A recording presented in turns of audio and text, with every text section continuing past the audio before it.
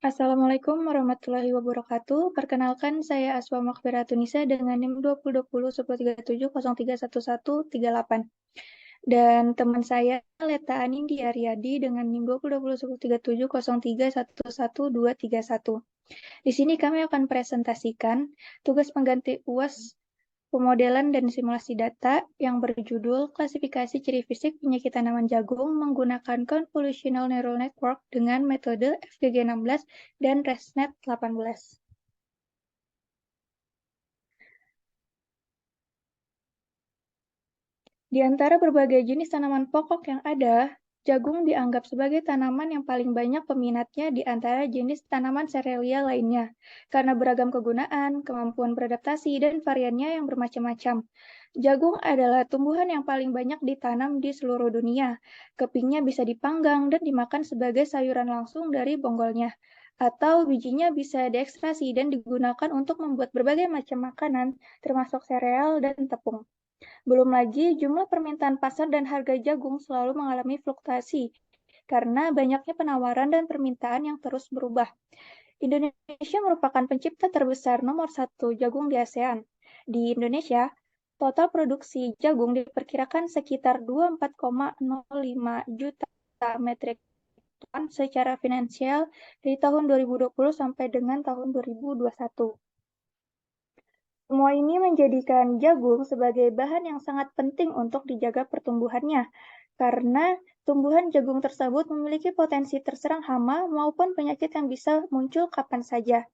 Berbagai bagian dari tanaman jagung bisa digunakan untuk memperkirakan penyakit yang ada, akan tetapi terdapat bagian yang termudah untuk mengidentifikasi penyakit yang ada pada jagung, yaitu melalui daun tanaman jagung.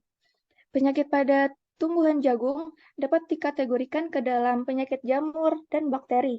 Bagian tumbuhan jagung yang rentan terkena penyakit yaitu bagian daun. Dengan adanya penyakit ini, dampak yang didapatkan yaitu tumbuhan tidak bisa melakukan fotosintesis dengan sempurna, sehingga pertumbuhannya menjadi lambat, bahkan jika menyebabkan tumbuhan mati. Salah satu cara agar bisa mengidentifikasi penyakit pada tanaman jagung yang selama ini sering digunakan oleh petani yaitu dengan pengamatan secara manual. Oleh karena itu, hal tersebut dapat menjadi sebuah tantangan untuk para pengembang teknologi informasi agar dapat membentuk suatu sistem teknologi yang mampu menjadi solusi untuk permasalahan di atas. Teknologi informasi yang diharapkan yaitu bisa membantu membentuk suatu sistem yang dapat mengenali ciri dari sebuah penyakit tanaman. Salah satu metode yang akan digunakan untuk mengidentifikasi penyakit pada tanaman jagung yaitu Convolutional Neural Network. Metode Convolutional Neural Network ini merupakan suatu metode yang bekerja dengan cara menerima input berupa image. Input akan di-training dalam beberapa layer seperti softmax, sehingga menghasilkan output yang dapat mengenali objek yang akan diinputkan. Convolutional network merupakan aplikasi bentuk gambar yang diambil dari sebuah inputan gambar yang kemudian diproses dan diklasifikasikan. Penelitian ini dimulai dengan menentukan dataset mana yang akan digunakan pada situs Kaggle. Selanjutnya, data akan dilakukan pre-processing dan pembagiannya menjadi data train dan data test.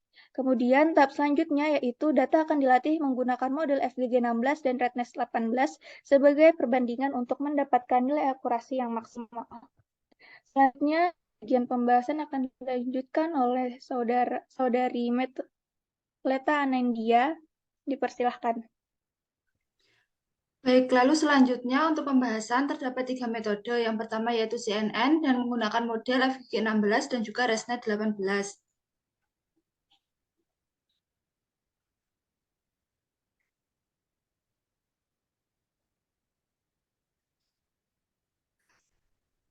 Yang pertama yaitu menggunakan metode Convolutional Neural Network.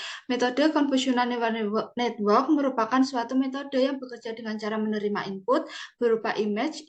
Input tersebut akan di-training dalam beberapa layer softmax sehingga menghasilkan output yang dapat mengenali objek yang akan diinputkan. Convolutional Neural Network merupakan klasifikasi bentuk gambar yang diambil dari sebuah inputan gambar yang kemudian diproses dan diklasifikasi. Pada tabel 3 terdapat skenario arsitektur yang ada pada model 1. Arsitektur yang digunakan pada skenario pertama ditunjukkan pada tabel di atas dengan rincian Dense 64 dengan aktivasi ReLU dan Dense 224 dengan aktivasi softmax. Berdasarkan hasil penelitian menggunakan skenario uji coba model yang telah dilakukan secara keseluruhan, skenario uji model ini lebih baik dari penelitian sebelumnya, yaitu dengan mencapai akurasi 98%.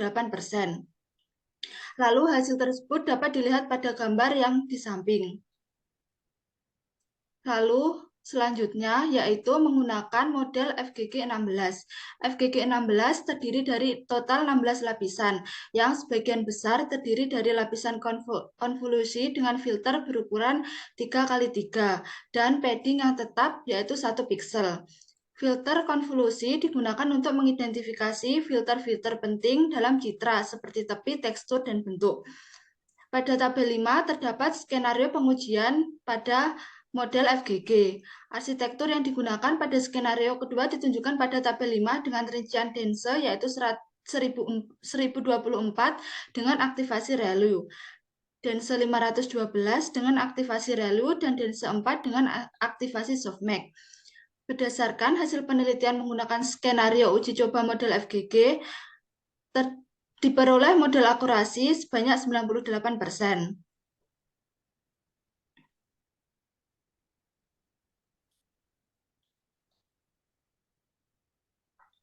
Lalu untuk model yang terakhir yaitu ResNet 18.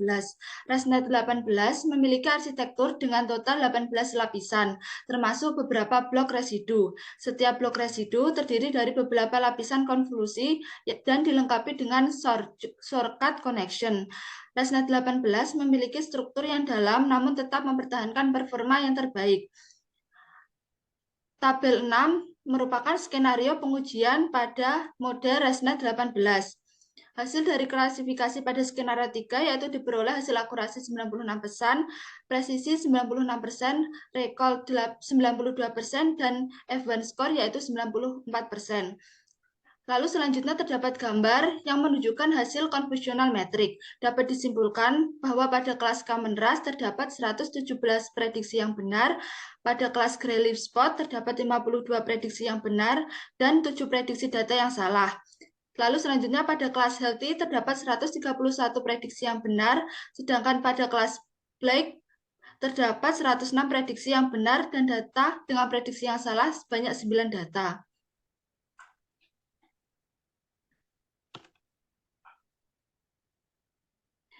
Dari hasil penelitian kami dapat disimpulkan bahwa skenario model uji coba menggunakan metode CNN dengan akurasi 98%, FGG 18 sebesar 98%, dan ResNet 16 sebesar 96%. Hasil dari ketiga skenario didapatkan akurasi lebih tinggi dari jumlah sebelumnya. Hasil yang diperoleh dipengaruhi beberapa hal diantaranya jumlah pembagian dataset, jumlah lapisan, dan jumlah inputan yang digunakan.